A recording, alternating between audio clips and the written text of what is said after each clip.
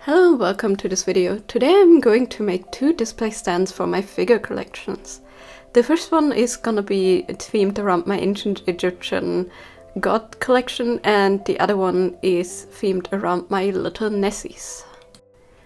I'm going to start off with the ancient Egyptian theme, and for that I wanted to make them a tiered display which is themed after like an old temple building or something in similar ways.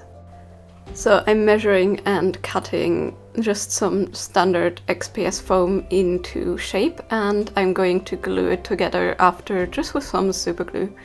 Note that you should always use foam safe super glue because especially with XPS foams, super glue likes to eat through them if it's not foam safe.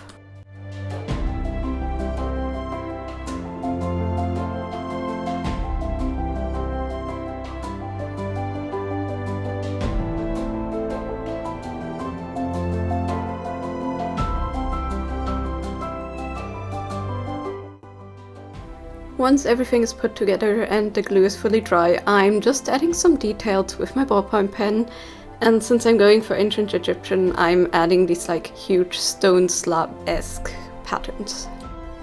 XPS foam, when it's not sealed, is very soft, so indenting it like this with a ballpoint pen will give a nice bit of structure, and you can add a lot of different textures to XPS foam.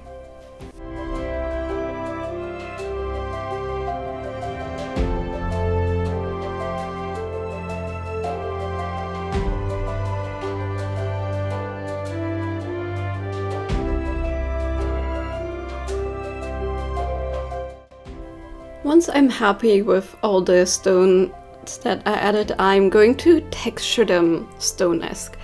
Now you can use real stone, but for the texture I wanted, I found that crumpled up aluminum foil is best, and since it's an aged temple style that I'm going for, I'm also going to pick off some corners and I'm going to cut up some slices of these stones just to make it look a bit more worn down and old.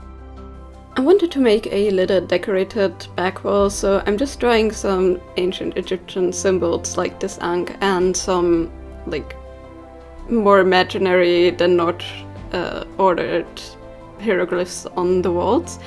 And I just basically am going for optics here, not really for accuracy too much. So don't judge me if it does say anything weird if you understand what these hieroglyphs mean.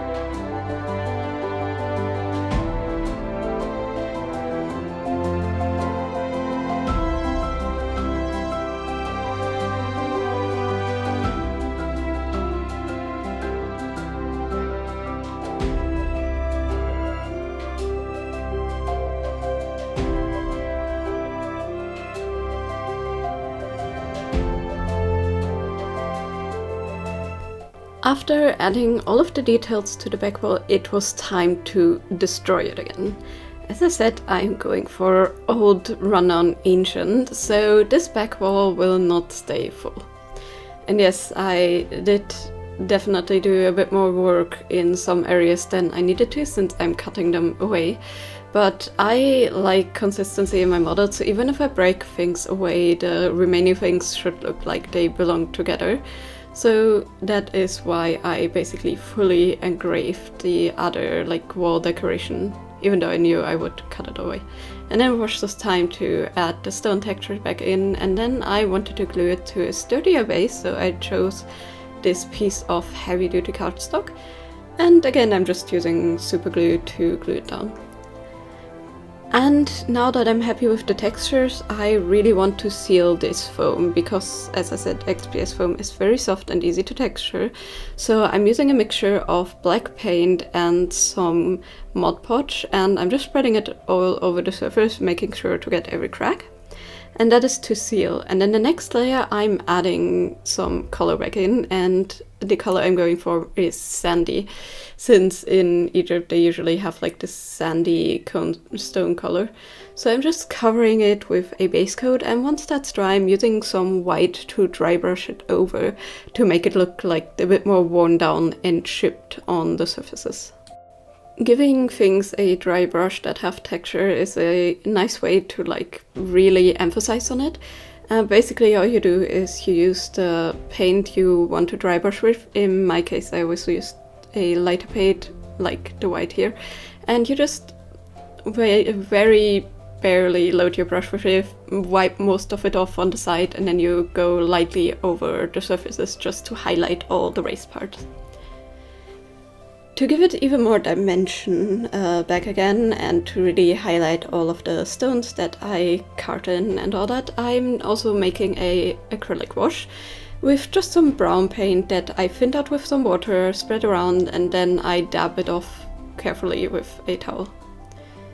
And with that, actually the Egyptian display stand is finished, so next off comes the one for my little Nessie. I'm starting out with some ball foam things here, and I chose this one because I had some stuff left over and it's really easy to shape and break off edges. Although I usually prefer not to use it because it clogs up my wire cutter. But for this kind of project, using it up is very perfect. Now it does crumble a bit, of course, so it's very messy if you ever work with this kind of foam. But I'm just basically making a little indent in the ground area, and then I'm doing the same thing as I did with the other foam, which is I'm sealing it with the same kind of Mod Podge and paint mixture. The black is honestly just to give it a base coat and to help me see where I already spread it.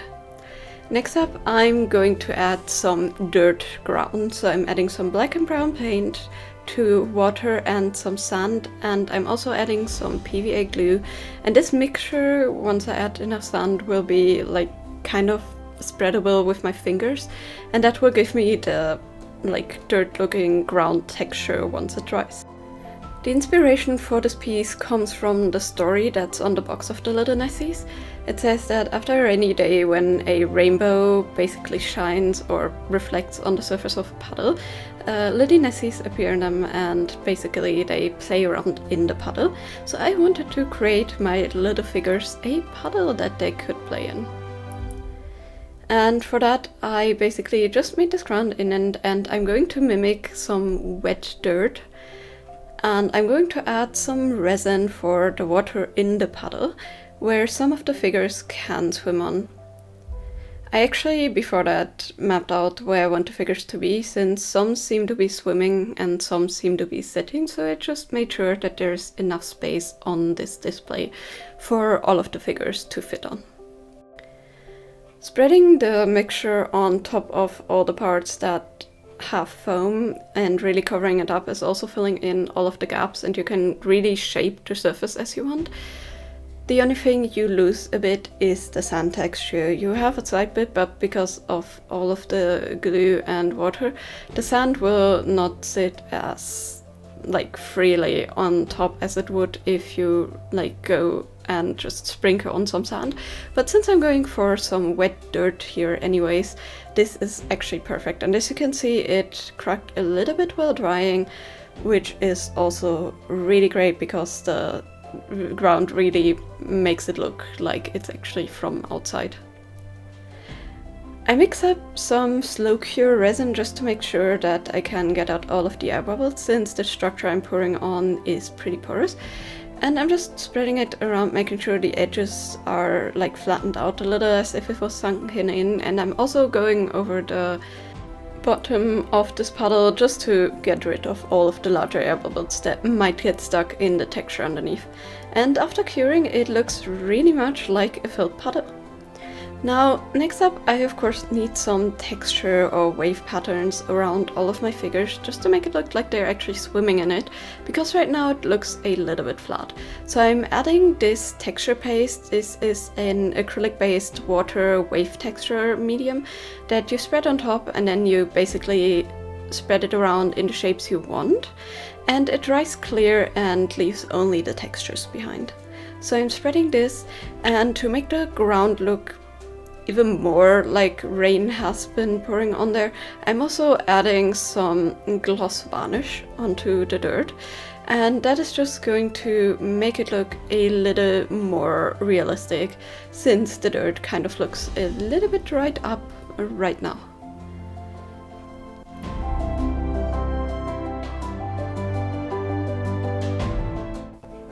And while the wave texture medium dries, which takes a couple days, I add also some black paint around all of the edges just to make it look a bit more cohesive, because right now it is just a pure white foam.